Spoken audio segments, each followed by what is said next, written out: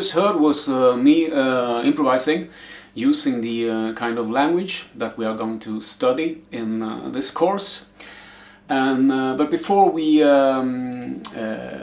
proceed with that, I just want to bring your attention to a couple of underlying concepts that can affect the way you approach this course and the way you understand it. There will be some language confusion because the word we use in Swedish for that is equivalent to box is more accurately translated to English as fingering. But in the English terminology, fingering refers to which fingers you play the box with. And I'm doing my best to try to use the word box, but I'm failing miserably. So you will hear me say things like, as long as you play the fingering correct, you don't have to be so picky about the fingering. And with that I mean, as long as you play the box correct, you don't have to be so picky about the fingering. And now that you're informed about it, I think that you will see by the context which I mean. And actually sometimes I use the word box as well, so you can learn an old dog to sit. There are a lot of backing tracks, and the thought is not that you should play all of them. It's from student to student. Some students like to sit and just repeat the same thing and just spend a lot of time there, perfection in every step, and some rather, for some it's better to just go through and master things at lower speeds and then sort of raise the speed of the entire material that you have been through. And it might differ from task to task what way you want to approach it, and both ways are okay. And but a minimum requirement will be that you for every task you find a tempo where you master it roughly, and you perfection that tempo, and then you raise the speed yet another step, and you try to perfection that as well. So you should practice at least 2 speeds, one of which the lower one you should master pretty perfectly. You will encounter scale charts, and these are simply a picture of the fretboard with dots that indicate where you should put your finger. But just like tablature, they have the convention that the darkest string, the one that on the guitar is on the top of the strings, is at the bottom. So you're actually seeing the fretboard upside down, just like the tablature is upside down. But with that in mind, they're pretty easy to understand. You see the dot where you should put your fingers, and underneath it you will see an F and a number, and this indicates which fret the chart begins at. So once you get used to it, I think it's not going to be a really big problem.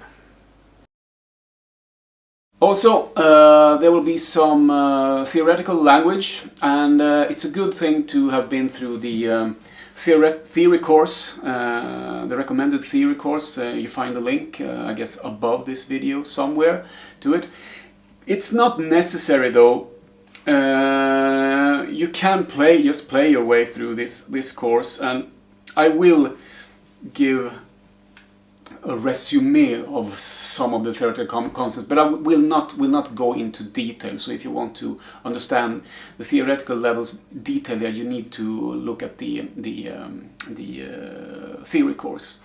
But as I said, this is aimed at, my intention is that you should also be able to just play your way through this course. However, in the conclusion, there is one theoretical concept that everybody needs to know about this scale system, so don't skip that one.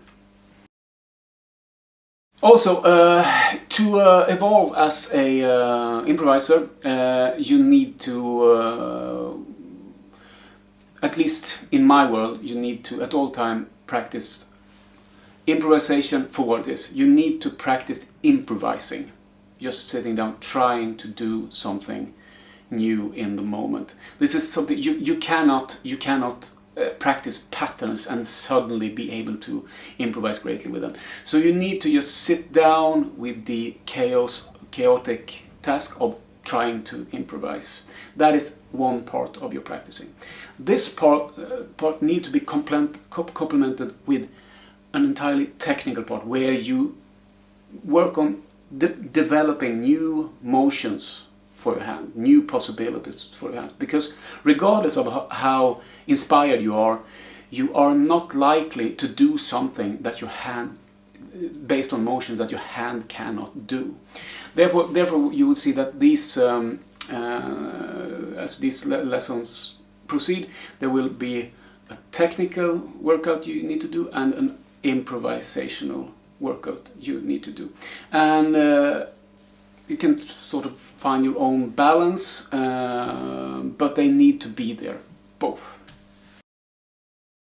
The last but perhaps most important concept is what I call the 3 pillars of professional performance. The 3 pillars of professional performance.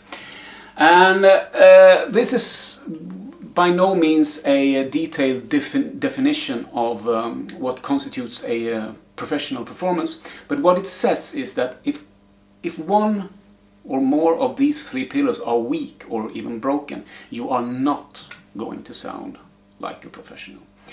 And the 3 pillars are rhythm, they are pitch, and they are tone. And by rhythm I mean that you are playing rhythms that are available in the context you are playing, so that your playing is tight towards the beat of the song. In this course we're going to work mostly with 8 notes in the workouts, but as you improvise, just try play faster, try play slower, but in the end you need to get all these rhythms connected to the beat. Pitch is simply about playing the right pitches. If you're going to improvise, that you're using the pitches that are available in the scale we are playing.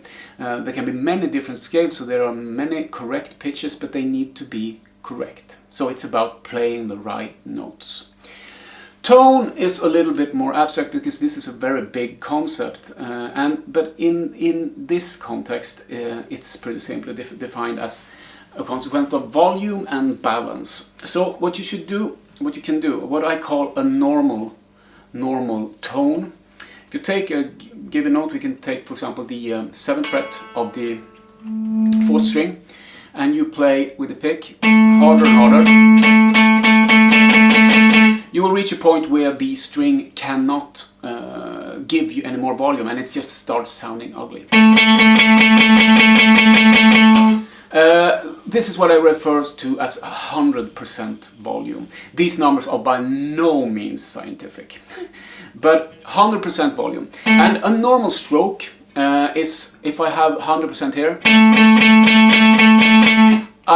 in my world, what I perceive is something like 75–80% of that.